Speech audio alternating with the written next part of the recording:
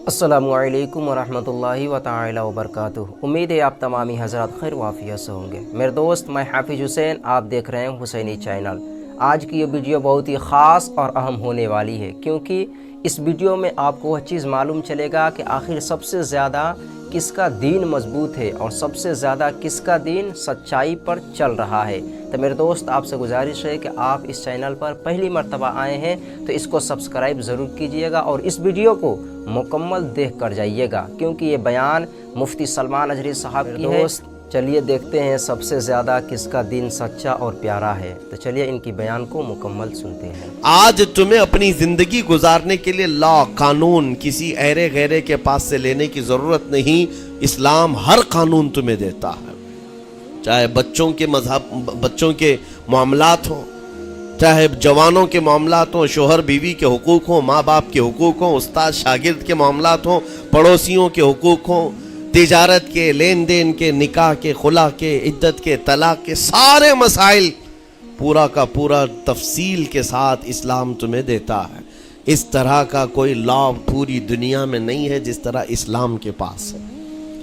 ظاہر سی بات ہے، جب اسلام کے پاس اتنا بڑا مکمل نظام ہوگا تب تو پھر یہ ٹارگٹ نمبر 1 پوری دنیا میں ہوگا ہی ہوگا۔ یوں ہی اسلام سے لوگ نہیں چڑھتے، یوں ہی اسلام سے نہیں نفرت کرتے۔ ظاہر سی بات ہے کہ حسینوں سے ہی حسد ہوتا ہے، کوڑی سے کون حسد کرے گا؟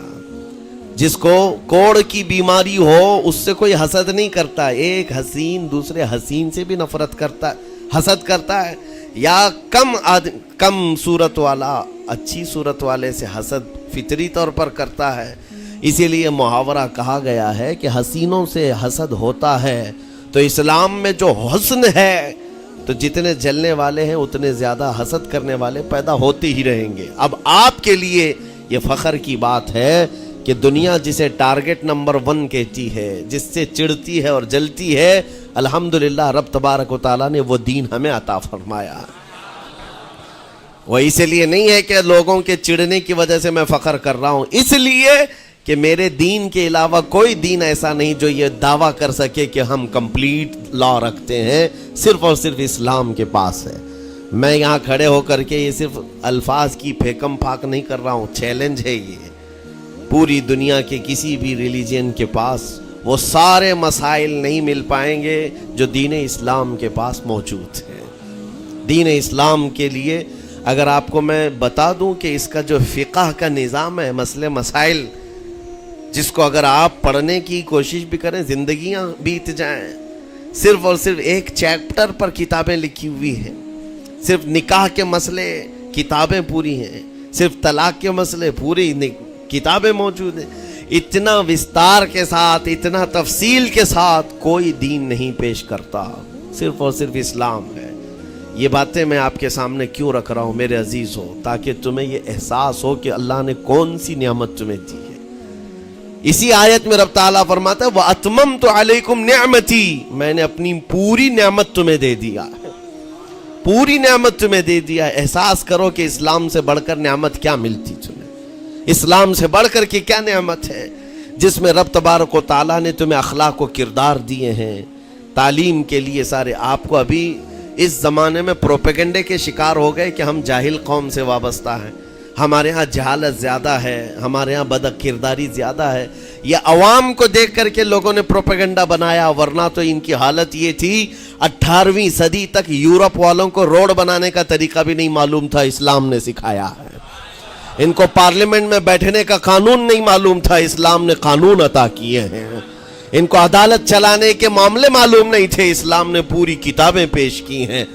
اٹلی اور ڈنمارک جو آج یورپ کی کنٹریز میں شامل ہوتے ہیں، یہاں کے بادشاہوں کے بچے اسلامی علماء کے پاس اندلس میں پڑھنے کے لیے جاتے تھے، عیسائیوں کے، دوسروں کے، انگریزوں کے بچے، اور جب پڑھ کر کے آتے تھے اٹلی اور ڈنمارک میں واپس تو پورے لوگ ان کو دیکھنے کے لیے بھیڑ لگاتے کہ یہ علماء اسلام سے پڑھ کر کے آ رہے ہیں۔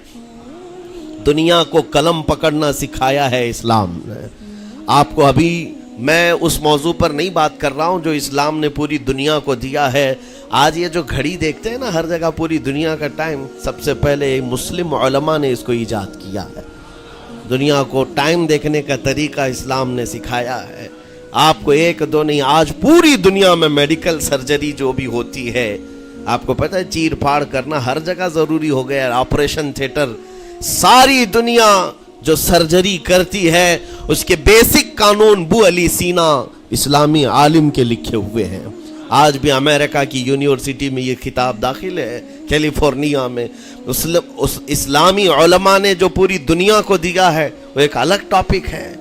وہ اس کی ترقی اور عروج کا وقت تھا. اسپین میں کیمسٹری میں سب سے پہلے ایجاد کرنے والے علماء موجود ہیں، جابر بن حیان ہیں، جو الجبرا پوری دنیا کو دیا ہے. آج ہر یونیورسٹی، ہر کالج میں الجبرا کا سبجیکٹ ہوتا ہے.